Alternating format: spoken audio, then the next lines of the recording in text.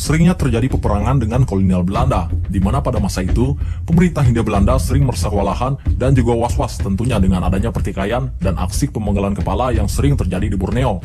Hal ini tentunya menghambat akses pemerintah Hindia Belanda untuk melakukan monopoli di daerah-daerah yang berada di Pulau Kalimantan. Sehingga tak jarang, orang-orang Belanda yang nekat menerobos masuk ke wilayah suku-suku setempat akan menjadi buruan suku Dayak.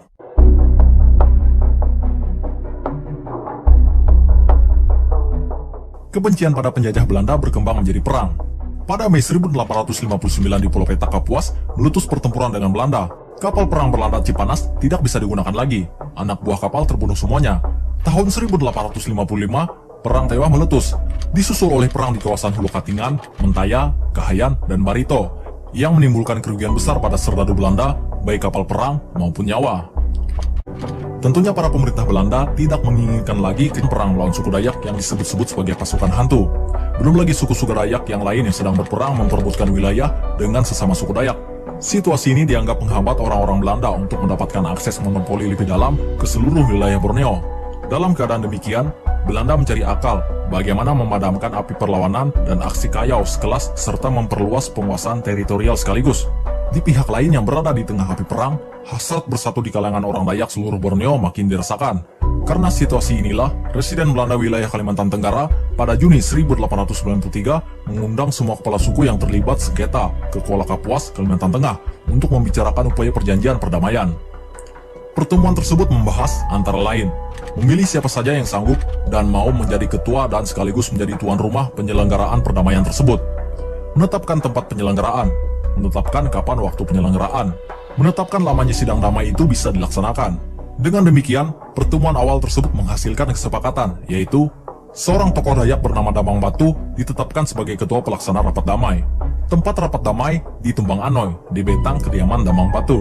Diberi waktu kurang lebih 6 bulan untuk melakukan persiapan-persiapan, dan diharapkan pada awal tahun 1894, rapat tersebut sudah bisa dimulai.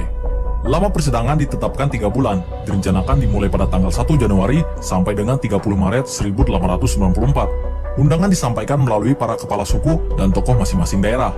Utusan atau peserta rapat haruslah tokoh atau kepala suku yang mengetahui adat istiadat di daerahnya masing-masing. Sesudah dilaksanakannya rapat damai pada tahun 1894, maka dihasilkan perjanjian perdamaian yang diringkas dalam 9 poin penting sebagai berikut ini. Yang pertama, menghentikan permusuhan dengan pihak pemerintah Hindia Belanda. Yang kedua, menghentikan kebiasaan perang antar suku dan desa. Yang ketiga, menghentikan kebiasaan balas dendam antar keluarga. Yang keempat, menghentikan kebiasaan adat mengayau. Yang kelima, menghentikan kebiasaan adat perbudakan. Yang keenam, pihak Belanda mengakui berlakunya hukum adat Dayak dan memulihkan segala kedudukan dan hak-hak suku Dayak dalam lingkup pemerintahan lokal tradisional mereka. Yang ketujuh, penyeragaman hukum adat antar suku. Yang kedelapan, menghentikan kebiasaan hidup berpindah-pindah dan agar menetap di suatu pemukiman tertentu. Dan yang kesembilan, mentaati berlakunya penyelesaian sengketa antar penduduk maupun antar kelompok yang diputuskan oleh rapat adat besar yang khususnya diselenggarakan selama rapat damai ini berlangsung. Pada poin perjanjian yang pertama, kita sudah mengetahui bahwa perjanjian ini adalah sebuah rencana politik yang dilakukan oleh pemerintah Hindia Belanda. Suku Dayak menyetujui perjanjian yang sudah dideklarasikan tersebut, mengakui pihak Hindia Belanda sebagai pemerintah resmi, karena seperti yang disebutkan dalam poin ke-8, pemerintah Hindia Belanda menjanjikan pembagian wilayah secara administratif beserta kebutuhan-kebutuhan ekonomi dalam satu suku. Pembagian wilayah secara resmi ini bertujuan untuk mencegah terjadinya lagi pertikaian antar suku, di mana dalam poin 2, 3, dan 4, aktivitas mengayau dan saling membunuh harus dihapuskan. Ke-9 poin perdamaian tersebut disepakati dengan adanya sumpah Dayak. Siapa saja yang melanggarnya akan diberikan sanksi.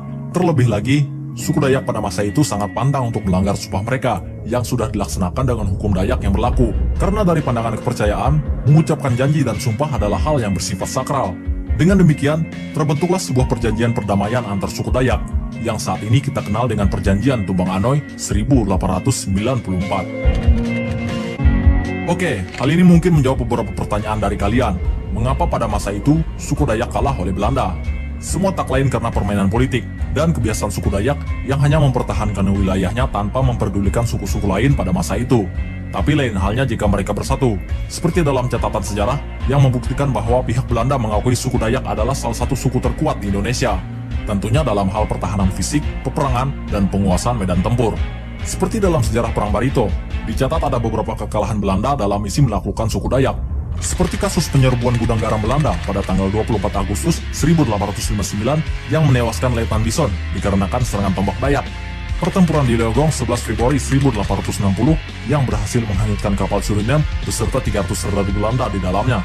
Dan pada Desember 1859, Laskar Dayak berhasil menenggelamkan kapal Onrus yang berlokasi di Sungai Barito, di kota Moretewe, yang namun setelah adanya perjanjian Tumbang Anoy, masyarakat Dayak tidak bisa lagi melakukan perlawanan karena sudah terikat janji dan sumpah, sehingga pemerintahan Belanda bisa lebih leluasa untuk mengakses lebih dalam lagi ke berbagai wilayah dan sumber daya yang ada di Borneo. Ya, meskipun ada beberapa suku Dayak yang masih berani menentang Belanda dan melanggar perjanjian tersebut. Oke, itulah sejarah terbentuknya perjanjian Tumbang Anoy. Tapi di sini saya garis bawahi lagi, kita di sini cuma mengingat dan mempelajari sejarah masa lalu, tanpa ada maksud membeda-bedakan etnis manapun. Positifnya, perjanjian Tumbang Anoy 1894 adalah awal mula bersatunya seluruh suku Dayak di tanah Borneo hingga saat ini.